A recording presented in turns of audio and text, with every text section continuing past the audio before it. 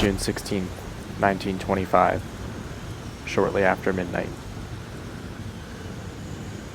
A second violent thunderstorm is pounding Rockport, Warren County in northwestern New Jersey less than 2 hours after another powerful storm caused an entire lumberyard to go up in flames just a few miles away in Hackettstown. Buckets of rain pour down from the sky, alongside marble-sized hailstones.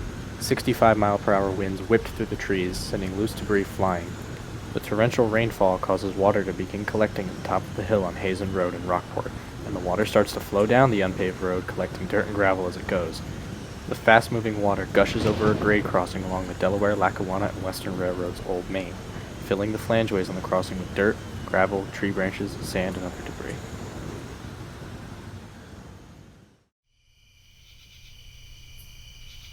Then the storm dies down. Slowly but surely it moves on. A grandfather clock inside a farmhouse up the road from the tracks ticks on quietly as the thunder fades away into a soft, distant rumble.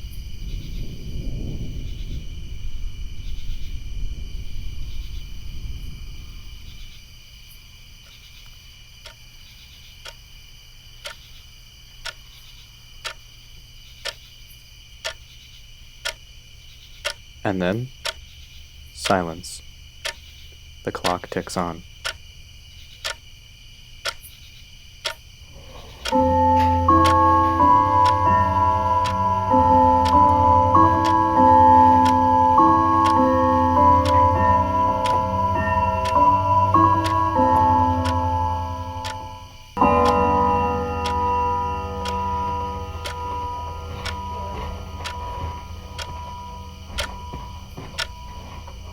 One chime. It's 1 o'clock. All is still.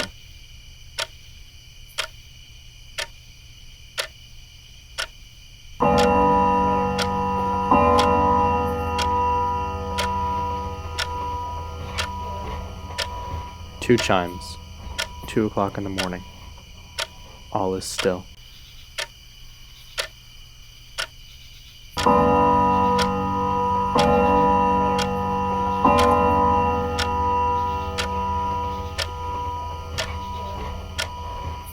Three chimes. 3 o'clock. Still not a sound.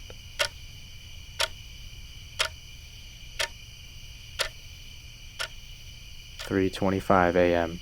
A low rumble breaks the calm. It's distant, but slowly getting louder. The crickets fall silent, perceiving the sound as an approaching predator. Could it be yet another thunderstorm?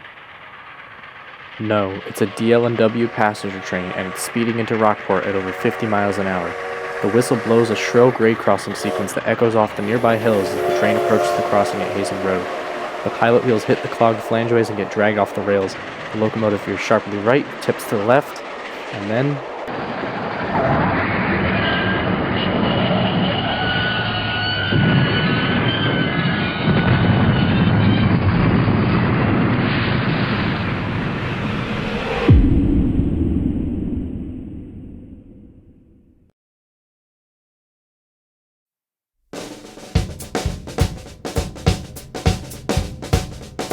Sunday, June 14th, 1925 marked the beginning of an exciting journey for 182 German Americans on board a special train that was part of an annual trip organized by steamship agent Leopold Neumann. The trip began in Chicago, where the passengers would board the train, which would take them to Buffalo, New York via the New York Central for a visit to Niagara Falls. In Buffalo, they transferred to the Delaware, Lackawanna, and Western, or DL&W, before continuing on to Scranton, Pennsylvania for a crew change and to take on water and fuel, before crossing the Delaware Water Gap and heading to Hoboken, New Jersey via the Lackawanna Cutoff. In Hoboken, the passengers would be transferred to the United States Line's SS Republic, which would take them to Germany, where they would visit Bremen, Cologne, Munich, and even Vienna, Austria. The train consisted of 6 cars, 2 regular coaches, and 4 Pullman sleeper cars. It left from Chicago at 6 p.m. on June 14th and traveled east overnight along the New York Central to Buffalo using the Lakeshore and Michigan Southern line along Lake Erie. The train arrived in Buffalo without incident, where the train was handed over to the DL&W. The train's symbol became that of its new Lee locomotive, DL&W 1104. The locomotive in question was a 462 Pacific type built in 1913 by the American Locomotive Company, or ALCO, at their plant in Schenectady, New York. The 1104 was part of a group of 14 Pacifics built for the DL&W that year, and were intended to haul mid-sized passenger trains between Scranton and Hoboken along one of two lines, the Lackawanna Cutoff or the Old Main. These locomotives were versatile workhorses, also performing freight and switcher duties in addition to their usual use in passenger service.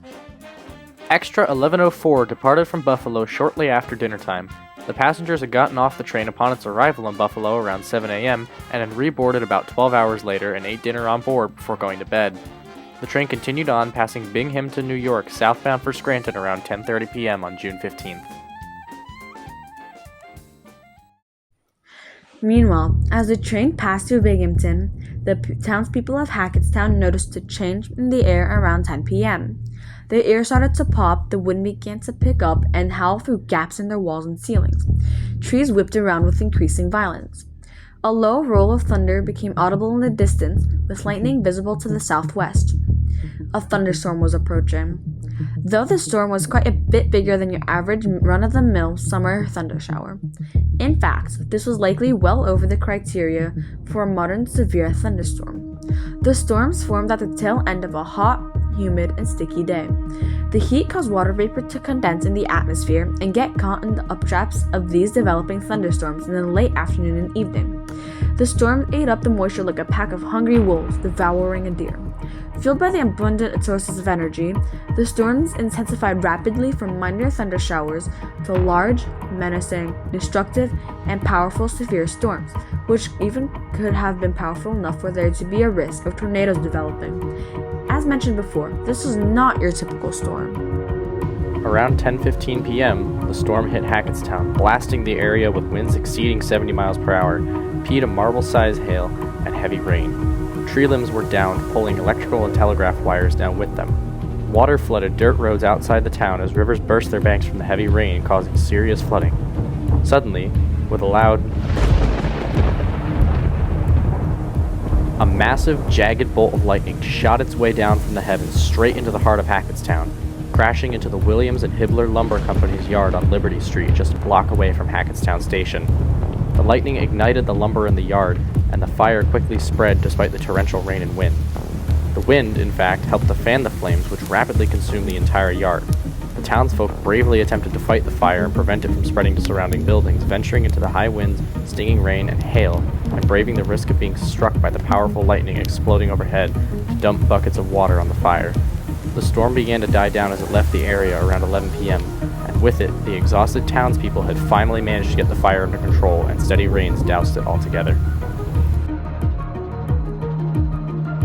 In the dead of night, DL&W's Extra 1104 pulls into Scranton, Pennsylvania. The crew that had taken the train from Buffalo clocked out, and a new crew came in fresh and ready to go for the start of their shift. The new crew added water to the 1104's boiler and stocked up the tender with a load of anthracite coal and some extra water.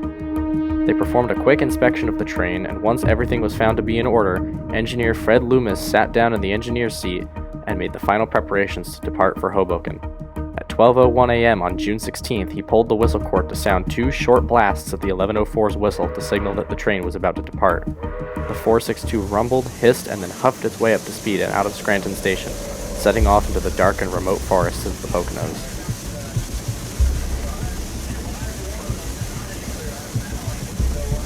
Shortly after departing from Scranton, the train received instructions from the towerman at Slateport Junction, where the Old Main and the Lackawanna Cutoff converge. The towerman instructed the crew to proceed south to Easton, and instead of crossing the Delaware into New Jersey at the Delaware Water Gap, Extra 1104 crossed at Easton and entered New Jersey at Phillipsburg.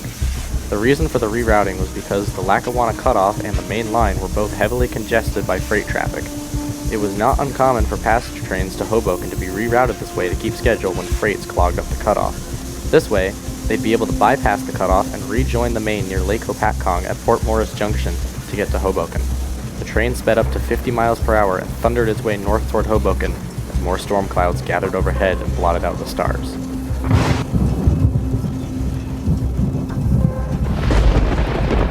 About 30 miles away up the line, well ahead of the train, was Rockport, New Jersey. Rockport is an unincorporated community located within Mansfield Township. The wind whistled softly through the trees on the hills overlooking the farmers' fields along the tracks near Hazen Road. The night was calm. Despite its proximity to the chaos that had taken place in Hackettstown only a couple hours before, Rockport was oddly quiet. A little after midnight, not long after 11:04 departed from Scranton, distant thunder became audible in Rockport. Lightning flashed in the distance. More thunderstorms, fueled by high humidity, were forming along the Delaware River, strengthened by even more abundant moisture than the storms that had passed through beforehand. The second storm was considerably stronger than the first, as it converged on the Hackettstown area. Lightning once again lit up the sky. The wind puffed angrily, threatening to rip down telegraph wires and trees. The rain began to fall. Within moments, torrential rain was coming down in sheets. Soon, the rain was accompanied by well-structured marble-sized hailstones and winds that likely reached high speeds, potentially approaching 80 miles per hour. At Hazen Road, the double-tracked line crossed the unpaved dirt road on a grade crossing marked by crossbucks. The flangeways on the crossing were formed by wood planks placed around the tracks. Flangeways are the area in the road next to the rails that dips down for the train's wheels to pass through. As on the inside of the rail is a protruding piece of the wheel that keeps it on the track called a flange. As the storm hit and began dumping hundreds of gallons of rain on the area, it began to collect in giant puddles. The Hazen Road grade crossing is in a valley. On both sides of the tracks, the road climbs uphill, creating a sort of a bowl for the water to collect in on the tracks. Because of this, as rainwater poured down from above and collected on the hills, it began flowing downhill towards the tracks rapidly, creating a raging, shallow river of water filled with debris from the unpaved road. The fast-moving water flowed over the grade crossing, dumping loose gravel, parts of tree branches, dirt, sand, and more that was caught by the rushing water. The debris was packed hard into the flangeways, completely clogging them. The rapid flow of water eventually subsided as the rain lightened. The thunder quieted, and the lightning became dimmer and dimmer.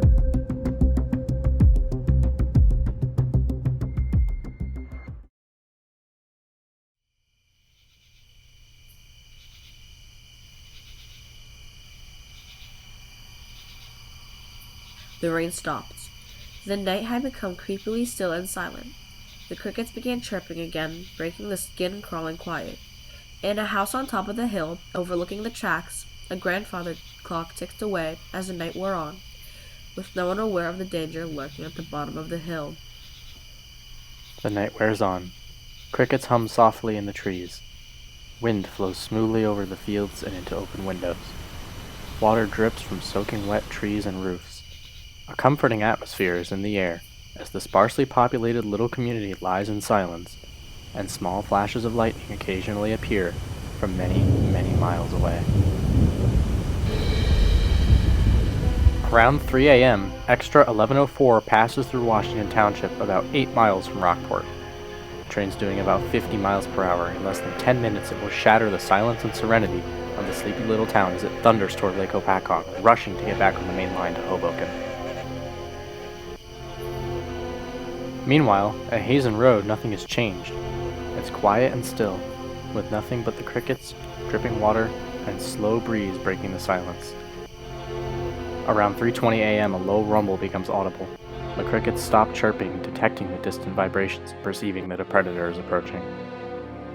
Rockport goes silent. Graveyard silent. Initially, it starts to sound like another thunderstorm is coming. Could it be? No, the sound is continuous. It crescendos, getting gradually louder and louder. Before long, a headlight appears and a whistle becomes audible. 1104 is thundering into Rockport at over 50 miles per hour. Unbeknownst to the passengers sleeping on the train and to the crew, they would not be making it to Hoboken. 1104 approaches Hazen Road, and engineer Fred Loomis pulls the whistle cord 4 times. 2 long blasts of the whistle, followed by a short and another long. The grade crossing sequence echoes over the hills, waking dozens of nearby people as the train bears down on Hazen Road. Suddenly, there's a loud scraping sound and 1104 wobbles alarmingly. The pilot wheels, a set of small, non-powered wheels in front of the main ones that help guide the locomotive around corners, have somehow jumped the track and are now scraping along the road surface. The right side wheel is running outside the rail and the left is inside. Then, the locomotive jerks again. The derailed pilot wheels have traveled off the road surface and 1104 leans into the dip after the road gives way to railroad ballast. Just 450 feet after the crossing, there was a crossover between the westbound and eastbound tracks. The switch was open for the train to pass, but the left pilot wheel was in between the rails, meaning it was going to go directly into the back of the switch, and there was nothing the crew could do about it.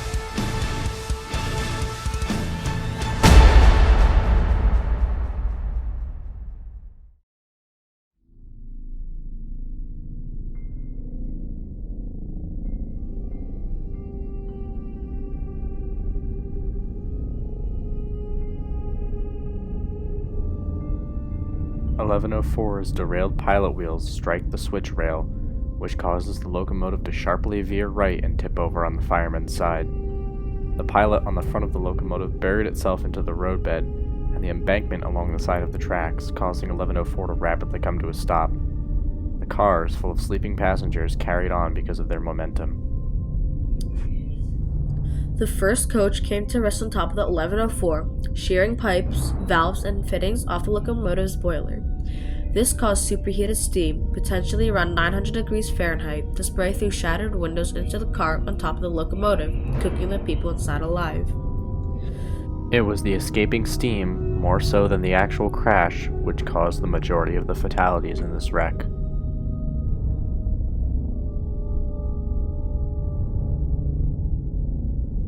The second car was slung sideways and came to rest across the rear of the boiler, and the third car, a sleeper named Sirocco, came to rest alongside 1104 on the embankment next to the tracks.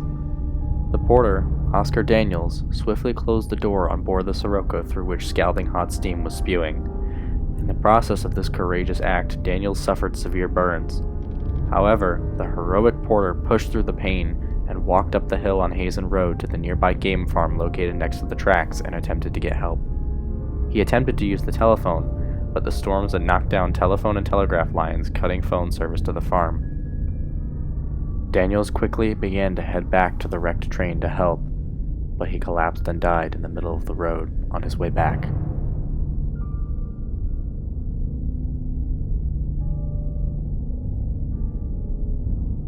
Engineer Fred Loomis was found dead in 1104's cab, impaled on the controls. The conductor, fireman, and head brakeman were all killed as well. The only crew member to survive the accident was the flagman, whose post was at the rear of the train. Most of the victims who were burned by escaping steam died at or en route to the hospital. Some died after spending days in suffering and agony. In addition, an off-duty railroader who was riding in the cab was also killed. In total, 50 people were tragically killed in the wreck. Some died from the initial derailment, but the majority of others died painful deaths after being cooked alive by escaping steam. Several bodies were completely mutilated and could not be positively identified. A watchman based in Hackettstown stopped a westbound freight train from passing through Rockport after the 1104 failed to sound its whistle for the next crossing after Hazen Road. The watchman reported hearing the whistle sound for Hazen Road, but waited for it to go off at modern-day Airport Road, which likely had no name in 1925, and never heard it. As word of the accident spread, people came rushing in to help from Hackettstown and the surrounding areas, with some probably coming in from places as far away as Washington or Mount Olive. At the time, Hackettstown did not yet have a hospital, and many of the injured required extensive emergency medical care. Rescue trains arrived and took injured passengers to hospitals in Morristown and Easton. Unfortunately, many of the passengers did not speak English, and if they did, they couldn't speak or understand it well. With no organization in how passengers were transported to the hospitals that were 50 miles apart, many families were separated. On top of the 50 killed, 23 were injured. It was and remains one of the worst railroad accidents in New Jersey's history, and is the worst disaster to ever take place in Warren County.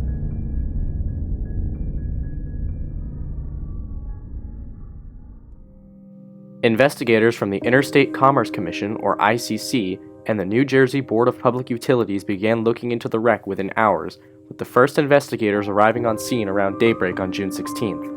The first question that investigators wanted to answer was whether or not the train was exceeding the speed limit at the time of the wreck. The ICC's preliminary report from July 11, 1925, incorrectly listed the speed limit at Rockport as 70 miles per hour. Investigators interviewed the flagman, the sole DL&W employee to survive the wreck, and he estimated the train to be going around 70. However, some of the porters, who were employees of the Pullman Company rather than the railroad, reported the train to be doing about 45. After this, the flagman revised his estimation to 50 miles per hour.